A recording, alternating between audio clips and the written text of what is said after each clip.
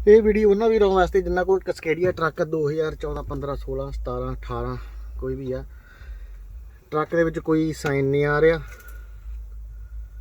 Self crank ਨਹੀਂ ਕਰ ਰਹੀ ਤੇ ਸਟਾਰਟ ਨਹੀਂ ਹੋ ਰਿਹਾ। ਇਹਦਾ ਸਭ ਨਾਲੋਂ ਬੈਸਟ ਤਰੀਕਾ ਕੀ ਹੈ ਤੁਹਾਨੂੰ ਮੈਂ ਦੱਸਦਾ। ਅੱਜ ਪਹਿਲਾਂ ਜਾਓ ਅੰਦਰ ਟਰੱਕ ਦੀ ਹੁੱਡ ਖੋਲ ਕੇ, ਆਹ ਜਿਹੜਾ ਫਿਊਜ਼ ਬਾਕਸ ਆ ਪਹਿਲੇ ਵਾਲਾ, ਇਹਨੂੰ ਖੋਲਣਾ।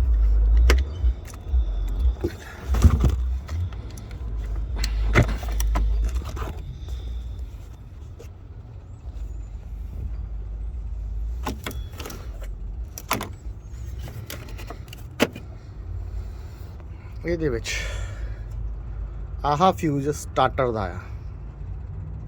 ਇਹ ਫਿਊਜ਼ ਸਾਰੇ ਚੈੱਕ ਕਰੋ, ਜੇ ਮੇਕ ਸ਼ੋਰ ਕਈਆਂ ਦੇ ਅਲੱਗ ਵੀ ਹੋ ਸਕਦਾ ਆ। ਇਹ ਜੇ ਫਿਊਜ਼ ਹੋਵੇ, ਸੈਲਫ ਨੇ ਕਰੰਕ ਨਹੀਂ ਮਾਰਨੀ ਤੇ ਸਟਾਰਟ ਨਹੀਂ ਹੋਣਾ।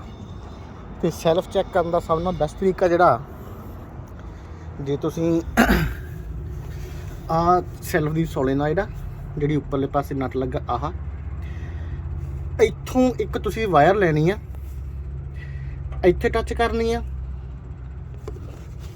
ਤੇ ਦੂਜੀ ਆਏ 17 ਰੈਡ ਤਾਰ ਨਾਲ ਟੱਚ ਕਰਨੀ ਆ। ਜੇ ਤਾਂ ਸੈਲਫ ਘੁੰਮ ਰਹੀ ਆ ਤਾਂ ਮਤਲਬ ਤੁਹਾਡੀ ਸੈਲਫ ਸਹੀ ਆ, ਬਸ ਇਕੱਲਾ ਸਟਾਰਟ ਨਹੀਂ ਹੋ ਰਿਹਾ ਤਾਂ ਉਹ ਫਿਊਜ਼ ਜ਼ਰੂਰ ਚੈੱਕ ਕਰਿਓ। ਉਹ ਫਿਊਜ਼ ਚੇਂਜ ਕਰਨ ਤੋਂ ਬਾਅਦ ਤੁਹਾਡਾ ਟਰੱਕ ਸਟਾਰਟ ਹੋ ਜਾਊਗਾ। ਮੇਰੇ ਨਾਲ ਵੀ ਸੇਮ ਪ੍ਰੋਬਲਮ ਆਈ ਸੀ, ਹੁਣ ਮੈਂ ਸਟਾਰਟ ਕੀਤਾ, ਹੁਣ ਦੇਖਦੇ ਹਾਂ ਸਟਾਰਟ ਹੋ ਗਿਆ। ਇਹ ਉਦੋਂ ਪ੍ਰੋਬਲਮ ਹੁੰਦੀ ਆ ਜਦੋਂ ਕੋਈ ਤੁਹਾਡੇ ਟਰੱਕ ਦੇ ਵਿੱਚ ਕੋਈ ਸ਼ਾਰਟੇਜ ਹੋ ਜਾਵੇ ਤਾਂ ਉਹ ਫਿਊਜ਼ ਪਹਿਲਾਂ ਉਡੂਗਾ ਵੀ ਟਰੱਕ ਬੰਦਾ ਸਟਾਰਟ ਨਾ ਕਰ ਸਕੇ, ਵੀ ਗਾਂ ਕੋਈ ਪ੍ਰੋਬਲਮ ਹੋਰ ਨਾ ਆਵੇ। ਜ਼ਿਆਦਾ ਪ੍ਰੋਬਲਮ ਇਹ ਆਟੋਮੈਟਿਕ ਟਰੱਕ ਦੇ ਵਿੱਚ ਆਉਂਦੀ ਹੈ।